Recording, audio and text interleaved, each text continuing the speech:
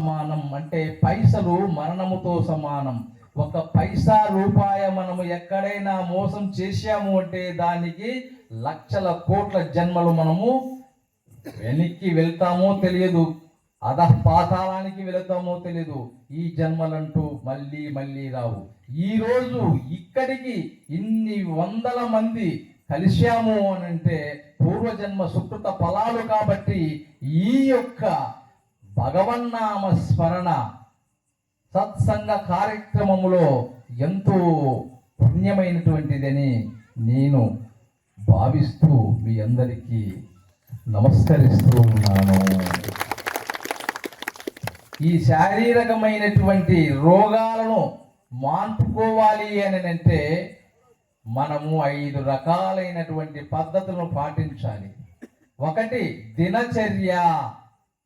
ఉదయం లేచినప్పటి నుంచి పడుకునేటటువంటి టైం వరకు, కాలం వరకు మనం ఎలా చేయాలి, ఎలా ఉండాలి అని మన పూర్వీకులు అద్భుతమైనటువంటి ఆయుర్వేద విషయాలను శ్రీ భగవాన్ ధన్వంతరి ఆయన హస్తములో పట్టుకొని వచ్చాడు. ఒక చేత ఎడమ చేత అమృత కలశాన్ని, అదే ఇంకొక ఎడమ చేత ఔషధ మొక్కను తెచ్చాడు, ఇంకొక చేత ఆయుర్వేద జ్ఞానాన్ని ఇచ్చేటటువంటి అమృతాన్ని ఇచ్చాడు, ఇంకొక చేత శంకును పట్టాడు. ఆయన ఆ పాల సముద్రములో నుంచి వచ్చి మన అందరి కష్టాలను దుఃఖాలను రూపుమాపేటటువంటి ధన్వంతరి. ఆ నామాన్ని ఉచ్చరించడానికి కూడా మనం ఎంతో అర్హత సాధించాం. అది ఈరోజు ఈ కార్తీక మాసములో అద్భుతంగా నేను చాలా సంతోషంగా ఆనందంగా నా మనసుతో మీ అందరికీ తెలియజేసుకుంటూ ఉన్నాను. మరి ఋతువుల ద్వారా ఏ ఏ పండగలు ఏ ఏ సమయాలలో వస్తాయో, దేవునికి ఏమేమి మనం సమర్పిస్తున్నామో ఆ పదార్థాలను మనం తీసుకోవాలి అని. ఆ పదార్థాలను తీసుకున్నట్లయితే మనకు సంపూర్ణమైనటువంటి ఆరోగ్యము మనకు లభిస్తుంది.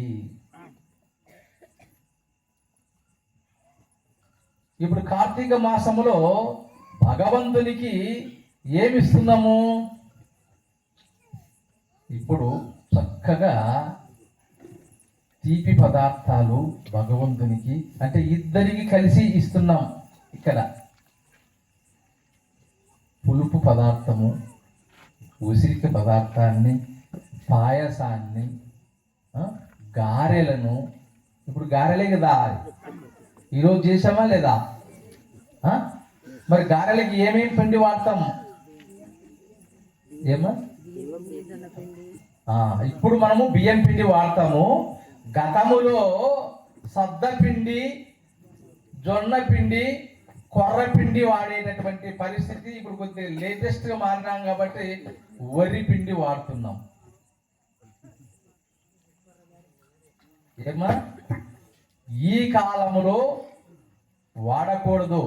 మనకు ఇప్పుడు వచ్చేటటువంటిది ఏది? శరదృతువు రేపు 22కి వెళ్ళిపో